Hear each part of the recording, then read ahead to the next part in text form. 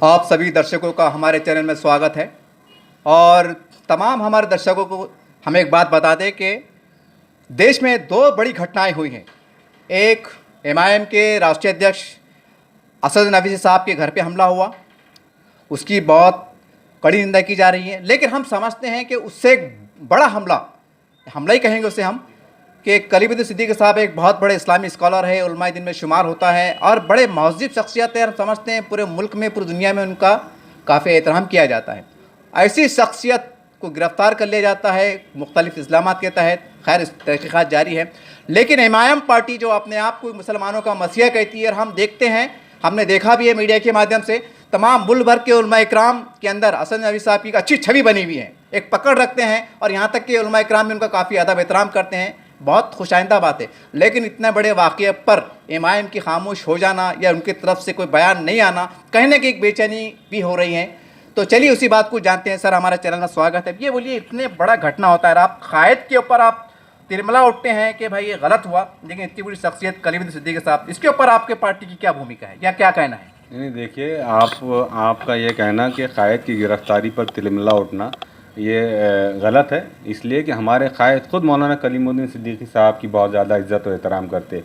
ना सिर्फ उनकी करते हैं, बल्कि पूरे मुल्क के, पूरी दुनिया के जितने उलमाए कराम हैं, उनकी इज़्ज़त और एहतराम में बैरिस्टर असदुद्दीन ओवैसी साहब सफ़े अव्वल में खड़े रहते हैं। तो ऐसा नहीं है कि हम सिर्फ बैरिस्टर असदुद्दीन ओवैसी साहब के घर पर हमले के ख़िलाफ़ तिलमिला उठे हैं, बल्कि हमारे नज़दीक मौलाना कलीमुद्दीन सिद्दीकी साहब बहुत मोहतरम शख्सियत है, और न सिर्फ हमारे लिए है, बल्कि वो पूरे देश और दुनिया में जाने जाते हैं अपनी अमन पसंदी के लिए, अपनी इंसानियत नवाजी के लिए। तो उनकी गिरफ़्तारी होना ये सरासर जो है तो इस मुल्क को कमज़ोर करने की तरफ किया जाने वाला एक इक़दाम है। साथ ही बैरिस्टर असदुद्दीन ओवैसी साहब के मकान पर हमला किया जाना ये जमहूरियत को कमज़ोर करने वाला अमल है।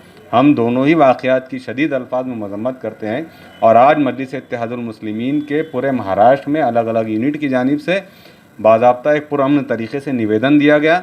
उसी दौरान ये वाक़या सामने आया कि मौलाना कलीमुद्दीन सिद्दीकी साहब की गिरफ़्तारी अमल में आई।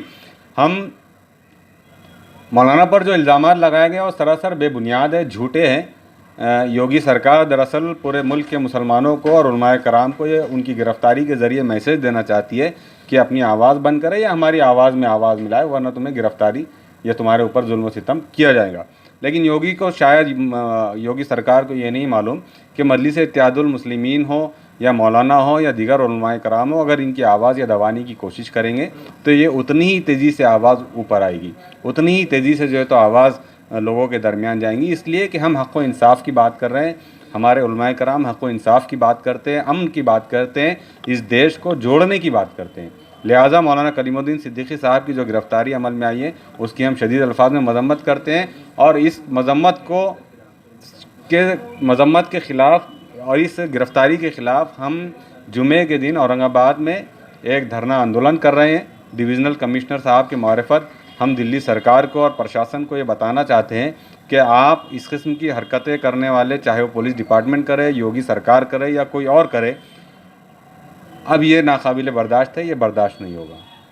सर, हम देखते हैं कि जब मौलाना की गिरफ़्तारी है तो ये पूरे उम्मत मुस्लिमा का मसला है, इसका पूरा मामला कौम से जुड़ा हुआ है।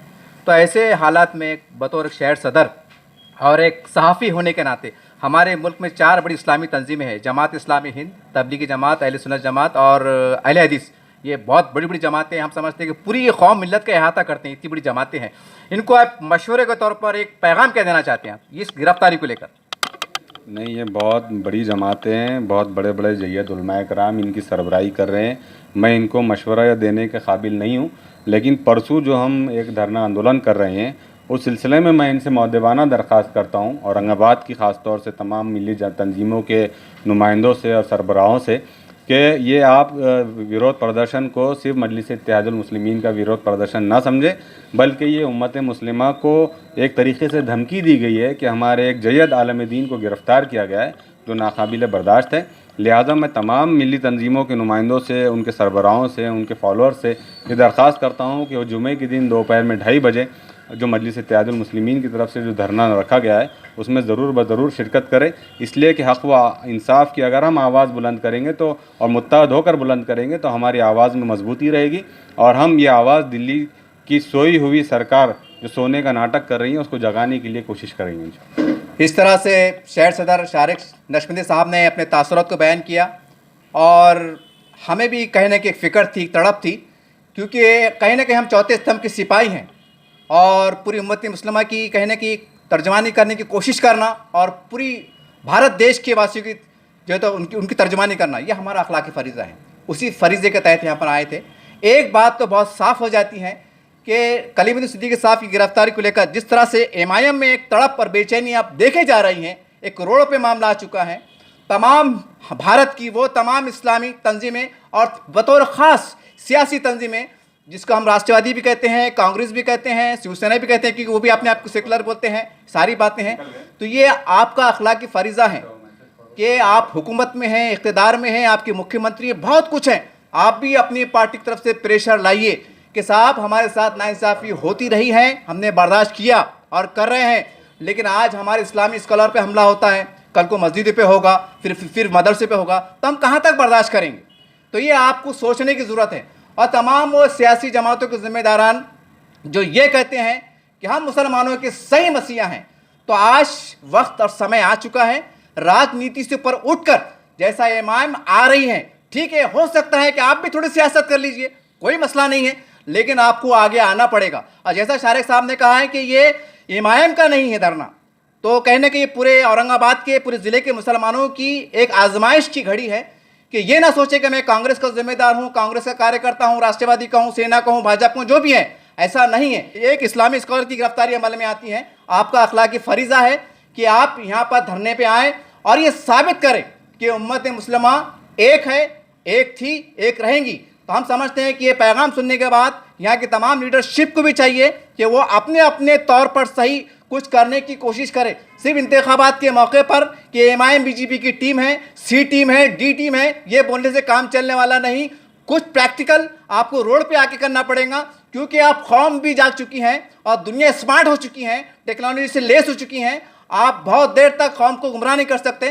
तो उम्मीद करते हैं कि आने वाले जुमे के दिन पूरे औरंगाबाद में पुरअमन तरीके से, जमहूरी अंदाज से एक जन सैलाब दिखेगा, क्योंकि ये एक उलमा की गिरफ्तारी है। हो सकता है अल्लाह ना करे किसी मदरसे पे फिर कुछ मामला आ जाए, मस्जिद में मामला आ जाए। और बतौर ख़ास जो इस्लामी तंजीम है उनसे कहना चाहते हैं कि साहब जब आप इज्तिमा लेते हैं तो लाखों की तादाद जमा हो जाती हैं। आज उलमा तक, उनके गिरेबान तक आज हाथ पहुँच चुके हैं। जो भी कानून पे हमको भरोसा है, लेकिन आपको पूरी गैरत के साथ, ईमान की जो ईमानी हरारत के साथ आपको आगे आना पड़ेगा। आप आइए, क्योंकि आप वक्त पे आना, रोड पे आना एक वक्त की ज़रूरत बन गया है। उम्मीद करते हैं कि इस पैगाम को समझने के बाद आप तमाम सियासी समाजी इख्तलाफात को बाजू रख कर सामने आएंगे और हुकूमत को पैगाम दे देंगे कि मुसलमान सब कुछ बर्दाश्त कर सकता है, लेकिन हमारे उलमा पर, हमारी मसाजिद पर, हमारे मदरसों पर हम हमले और तौहीन बर्दाश्त नहीं कर सकते।